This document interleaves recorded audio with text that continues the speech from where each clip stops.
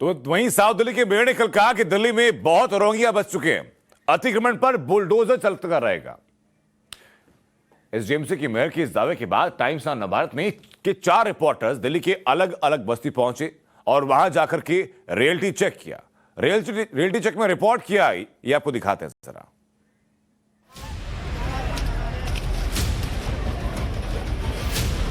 दिल्ली में बुलडोजर वाला एक्शन चल रहा है।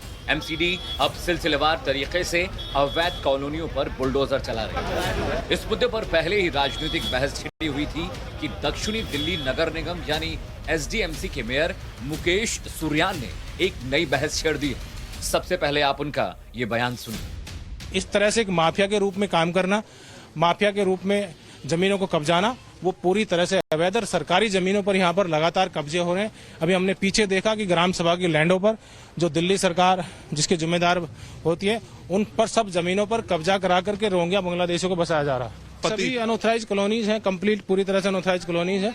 यहाँ पे राज्य सरकार की पूरी जिम्मेदारी बनती है, लेकिन राज्य सरकार पूरी तरह से ये जो ढांचे अभी बना लिए गए हैं ना, इनकी कोई सिक्योरिटी को लेकर भी एक शायद सवाल उठता है। ये बिल्कुल सिक्योरिटी को लेकर भी सवाल उठता है। और ये लोग जो रोहिंग्या और बांग्लादेशी हैं, ये कहीं ना कहीं दिल्ली की आबोहवा खराब करने में विश्वास रखते हैं।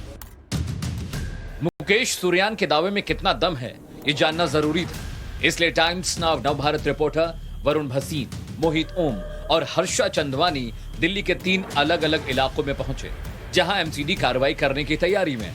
इन इलाकों में पहुंचकर ये जानने की कोशिश की कि क्या इन अवैध कॉलोनियों में रोहिंग्या और बांग्लादेशी मुसलमान बसे हुए हैं। सबसे पहले हम चलते हैं दिल्ली के मदनपुर खादर इलाके में। जिस तरफ हम हैं वो एक ओखला का वो हिस्सा है मदनपुर खादर का, जहां पर जगहें दी गई लोगों को जो आकर बस चुके हैं। अब उन लोगों से आज जानने की कोशिश करेंगे। वो जगहें मैं आपको दिखाऊंगा कि वो कब से रह रहे हैं। यहाँ पे आपको दिख जाएगा कि वो प्लॉट एक तरीके से था, अब वहां पर कबाड़ का काम चलता है। ये दिल्ली का, साउथ दिल्ली का वो इलाका है और यही कबाड़ हमें कहीं ना कहीं आप समझिए जहांगीरपुरी में भी ऐसा ही कुछ देखने को मिला था। और उसके बाद जो जिस तरीके से चीजें बनी और उभर के वो हिंसा का मामला आया, तो आप समझिए कि डर तो अब हर जगह से है। इस कॉलोनी में ज्यादातर लोग खुलकर बात नहीं कर रहे हैं, लेकिन एक महिला ने इशारों में ये जरूर बता दिया कि इस इलाके में बर्मा से आए हुए लोग यानी रोहिंग्या रहते हैं। आप लोग कब से रह रहे हैं? हमारे 10 साल हो गए। 10 साल हो गए। तो कहाँ कब आए थे आप? कब किस समय आए थे? हम बर्मा वाले नहीं हूँ। अच्छा, बर्मा वाले नहीं हूँ। नहीं, वैसे आप कब आए थे वो जानना। हम 10 क्योंकि मेयर कल यहाँ आए थे, हमने देखा काफी भीड़ हुई थी। तो वो क्या करने आए थे, क्या था? उससे पहले, आज से पहले दिखे थे आपको वो कभी? नहीं देखा। वो उनका कहना है कि जमीन दी हुई है, हमने दी हुई है। तो ये जमीन उन्होंने तो बहुत पहले दी होगी ना आप लोगों को? नहीं है, हम तो किराए पे रहते हो। अच्छा, यहाँ किराए पे रहते हैं? हाँ जी। तो किराया भरते हैं, पूरा किराया देना पड़ता है? हाँ, पूरा किराया देना पड़ता है। देखिए, किराए पर रह रहे हैं आप किसी का? ये झुग्गी है ना बिल्डिंग, उसके पास है हमारे झुग्गी। अच्छा, हाँ ये जी। झुग्गी है। हाँ, लेकिन ये अलग से गली है ना। अच्छा। ये अलग गली है। हाँ, ये अलग गली है। तो आप लोग का मतलब कि किराया सबसे लिया जाता है? हाँ, सबसे लिया जाता है किराया। तो आप यहाँ 10 साल पहले जब आए थे तो कहाँ से आए थे अगर? हम जब यहाँ से नैनीताल हल्द्वानी है ना, वहीं से आ रही है। वहाँ से आधार कार्ड वगैरह सब होते हैं? हाँ, सब होते हैं। आधार कार्ड, पैन कार्ड सब है। सब है। और बिजली भी है। कोई नेता वगैरह आता है पूछने की सही चल रहा है क्या है कुछ ऐसा? नहीं, हमारे लिए इधर तो कोई नहीं आता है। वोट लेने आ रहे हैं, लेकिन सुविधा देने कोई नहीं। सुविधा देने कोई नहीं आता है। इधर बर्मा विले के लिए सब आता है, हमारे लिए कुछ भी नहीं आता है। बर्मा के लिए भी ले रहते हैं वहाँ के भी? वहाँ के सब आता है, सरकारी से सामान टामान दे देता है। Times Now Navbharat reporter Varun Bhasin थोड़ा आगे पहुंचे तो कुछ महिलाएं मिली। इनसे बात करने की कोशिश की, लेकिन इन्हें हिंदी आती ही नहीं। मैं आपको पूरा वो दिखा रहा हूँ अस्थायी रूप से। एक तरीके से आप सोचिए कैंप है, वो कैंप क्रिएट कर दिया गया है। जो लोग हैं वो यहाँ पर हैं। कल शायद इसी तरफ पर आकर मेयर साहब रुके थे, तो आपको वो भी दिखाते हैं। कल मेयर साहब आके यहाँ पे कुछ क्या बात कर रहे थे, आप लोग बताएंगे कुछ? कल मेयर साहब आए थे, कोई क्या कह रहे थे? वो आ रहा था हिंदी नुआई है। नहीं बताया था उन्होंने? हिंदी नुआई है। क्या कहना चाह रहे थे? क्योंकि आज से पहले तो शायद कभी नहीं आए। हिंदी नुआई है।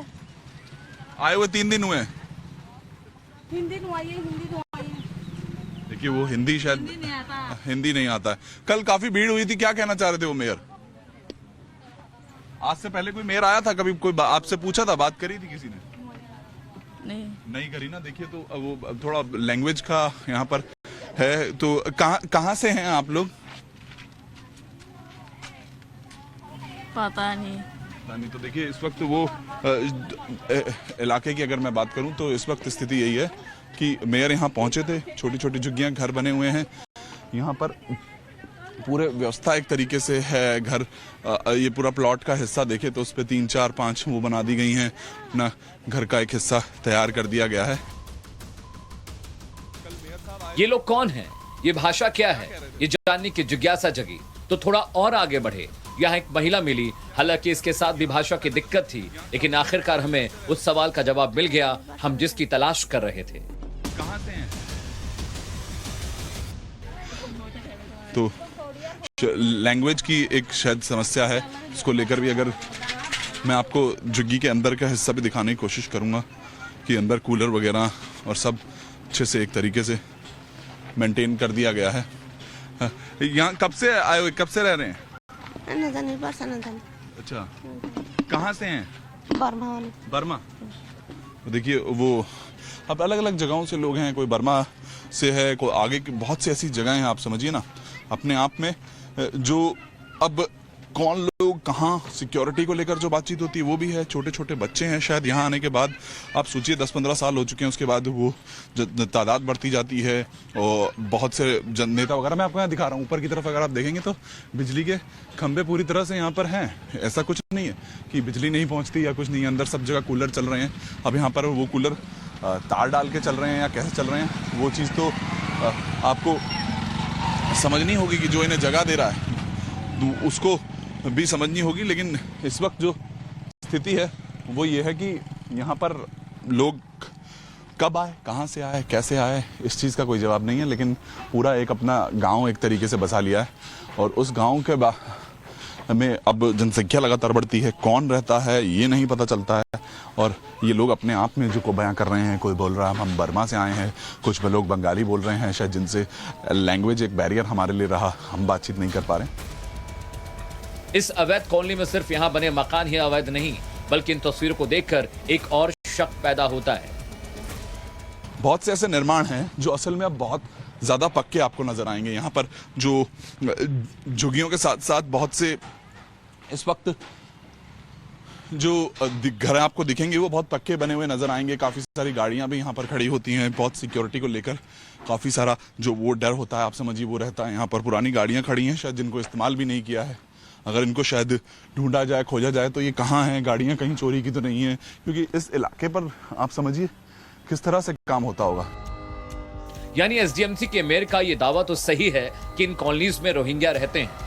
टाइम्स नाउ नव भारत रिपोर्टर अनुज मिश्रा दिल्ली के श्रम विहार में पहुंचे। श्रम विहार इलाके में भी काफी रोहिंग्या रहते हैं।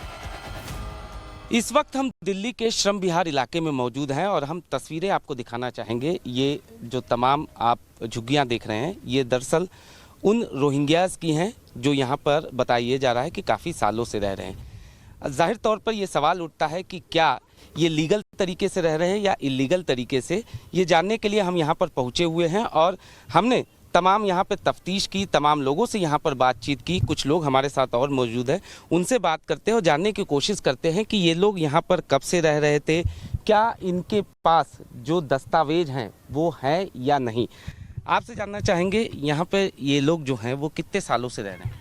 इनको लगभग 5-6 साल हो गए हैं यहाँ पर रहते हुए और इनके पास सभी के पास डॉक्यूमेंट्स है जो रिफ्यूजी कार्ड्स होते हैं जो इनको यहाँ की हाई कमीशन ने दे रखे हैं, इंडियन गवर्नमेंट के, यूनिसेफ ने। और दूसरा इनका प्रॉपर रजिस्टर मेंटेन रहता है थाने में, हर हफ्ते इनको रिपोर्टिंग करनी होती है।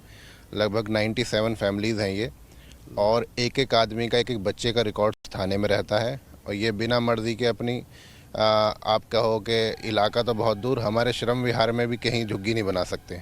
इनका एक पर्टिकुलर एरिया ही सेट कर रखा है, कोई भी डिपार्टमेंट कहीं से भी आता है वो सब यहीं आते हैं डायरेक्टली और यहाँ से अपना इंक्वायरी करके चले जाते हैं। हालांकि इस इलाके में रोहिंग्या रहते तो हैं, लेकिन यहाँ इन शरणार्थियों के लिए एक कायदा है, कानून है।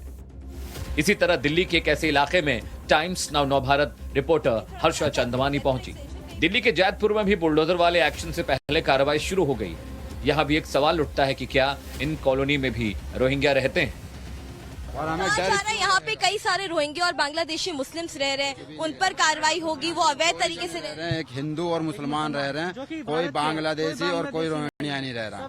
हाँ, यूपी बिहार के लोग रह रहे हैं और सब मिल बांट के रह रहे हैं। जहांगीरपुरी में दंगा हुआ तो बिल्डोजर तरह, यहाँ दंगा नहीं होता। यहाँ रामनवमी भी निकलती है और मुहर्रम का जुलूस भी निकलता है। 20 साल से कम हम रह रहे हैं यहाँ पे। एमसीडी द्वारा कहा जा रहा है कि ये सरकारी जमीन है, इस जमीन पर अवैध तरीके से आप लोगों ने कब्जा किया है। ये सरकारी जमीन नहीं है, ये खरीदी हुई जमीन है, ये खेती की जमीन है, ये हमने खरीद के हमारे घर बनाए गए, ये सरकारी जमीन नहीं है। हम पे सब पक्की वो है, कागज है कि विश्वकर्मा कॉलोनी अवैध नहीं, अवैध नहीं है। ये सब कागज है ना, कागज है, सबके पास, सबके जमीन का कागज है हमारे। हालांकि